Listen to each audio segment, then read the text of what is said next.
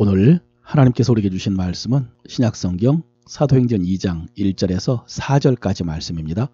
오순절 날이 이미 이름에 그들이 다 같이 한 곳에 모였더니 호련히 하늘로부터 급하고 강한 바람 같은 소리가 있어 그들이 앉은 온 집에 가득하며 마치 불의 혀처럼 갈라지는 것들이 그들에게 보여 각 사람 위에 하나씩 임하여 있더니 그들이 다 성령의 충만함을 받고 성령이 말하게 하심을 따라 다른 언어들로 말하기를 시작하니라. 아멘. 우리 영혼은 말씀으로 거듭나서 새로운 피조물이 되었습니다.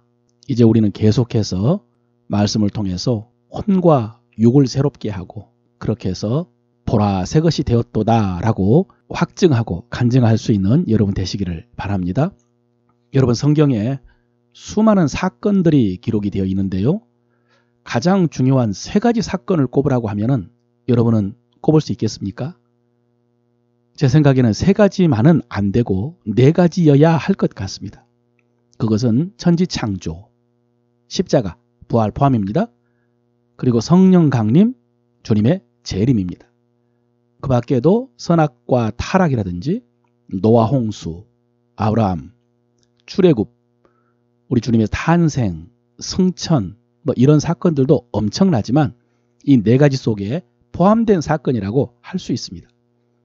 이 네 가지 사건 중에 주님의 재림은 아직 이루어지지 않는 사건이기 때문에 실제로 가장 중요한 세 가지 사건은 천지창조와 십자가와 성령 강림입니다. 여러분, 이 세 가지는 시대를 구분하는 사건입니다. 창조는 성부 하나님의 시대, 십자가는 성자 예수님의 시대, 그리고 성령 강림은 성령 시대예요. 그 중에 지금 우리는 성령 시대에 살고 있습니다. 주님께서도 하늘로 올려가시면서 제자들에게 성령이 임하기 전에는 예루살렘을 떠나지 말고 성령이 임하시면 권능을 받고 증인이 되리라 라고 말씀하셨습니다. 그래서 우리는 성령을 통해서 주님이 이루신 복음을 증거하면서 주님의 재림을 준비해야 됩니다. 이 성령 시대가 오늘 본문에 나오는 오순절에 시작해가지고 지금까지 약 2000년 가까이 계속되고 있는데 중요한 것은 우리는 얼마나 성령에 대해서 잘 알고 있는지 모르겠습니다. 여러분, 우리가 성령님에 대해서 잘 알지 못하는 가장 큰 이유는 성경이, 특히 신약성경이 성령님에 대해서 가르쳐주는 비중이 적기 때문입니다. 많이 가르쳐주지 않기 때문입니다. 실제로 우리가 고백하는 사도신경만 봐도 천지를 창조하신 하나님 아버지에 대한 고백 한 문장입니다. 나는 성령을 믿으며 라고 성령에 대한 고백 한 문장, 그리고 나머지는 다 우리 주 예수 그리스도에 대한 고백입니다. 이렇게 성경에서 성령님에 대해서 가르쳐주는 비중이 적기 때문에 성령님에 대해서 잘 알지를 못하고 그러다 보니 오해도 많고 성령으로 인한 이단이나 사이비도 많습니다. 그래서 참 어렵고 조심스럽습니다만은 그러나 그렇다고 해서 우리가 성령을 외면하거나 무관심하면 안 됩니다. 이 성령님에 대한 가장 큰 쟁점은 성령 세례와 성령 충만 논쟁입니다. 앞에 사도행전 1장에서 주님께서는 승천하기 전에 제자들에게 이렇게 분부하셨습니다. 예루살렘을 떠나지 말고 내게서 들은 바 아버지께서 약속하신 것을 기다리라. 요한은 물로 세례를 베풀었으나 너희는 몇 날이 못되어 성령으로 세례를 받으리라 하셨느니라. 이 말씀입니다. 성령으로 세례를 받으리라. 이게 성령 세례에 대한 약속입니다. 그 전에도 주님께서 성령이 오실 것을 말씀하셨고 또 세례 요한도 우리 주님을 불과 성령으로 세례 주실 분으로 소개를 했었습니다. 오늘 오순절에 성령이 강림하신 것은 바로 이 말씀이 성취된 것입니다. 성령 세례의 약속이죠. 그런데 성령 충만파는 이 성령 세례가 오순절 성령 강림으로 모든 믿는 자에게 이루어졌다고 주장을 합니다. 바울이 고린도전서와 갈라디아서에서 말한 것처럼 모든 믿는 자는 성령을 받았고요. 믿는 자 속에 성령님이 계시는데 그것이 바로 성령 세례라는 것입니다. 그래서 믿는 자는 성령 세례를 다시 받을 필요가 없고 대신 이제는 성령 세례를 통해서 그 안에 계신 성령님으로 충만해가지고 성령의 열매와 성령의 은사가 나타나도록 해야 된다라고 주장을 하죠. 그래서 성령 충만파라 그럽니다.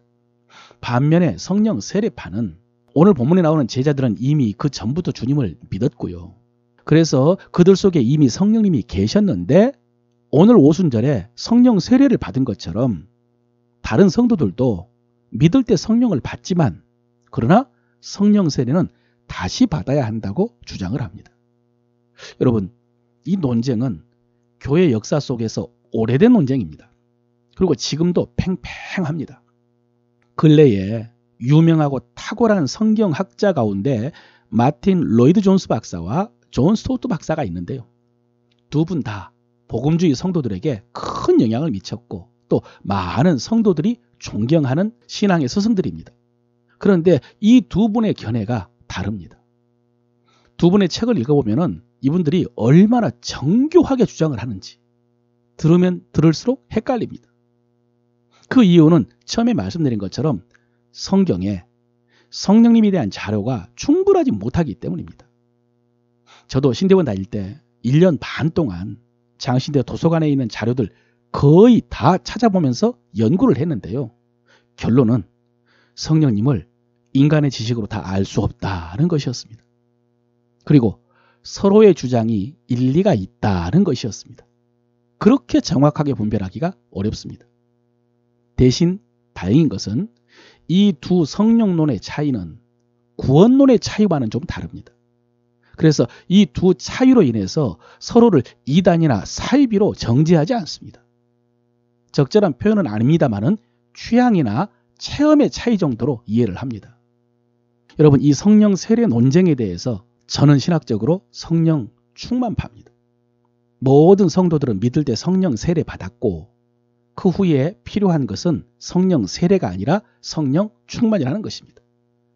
이에 대해서 여러 가지 근거가 있지만은 처음에 말씀드린 것처럼 우리 주님께서 반복해서 말씀하신 그 오순절에 임한 성령 강림은 시대를 구분할 정도로 중요한 구속사적인 사건이기 때문에 모든 성도들에게 보편적으로 성취된 약속이라는 생각을 합니다.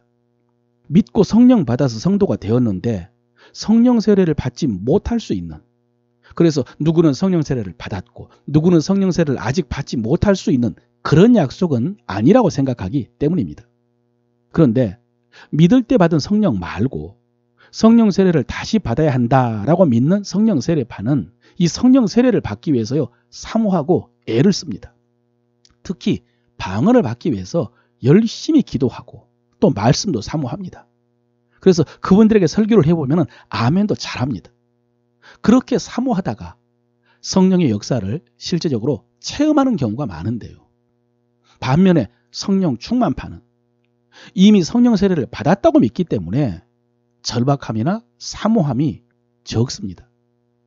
성령 충만해야 된다라고는 주장하지만은 그러나 또 다른 성령 세례를 받아야 된다라고 믿는 성도들과는 열심히 다릅니다.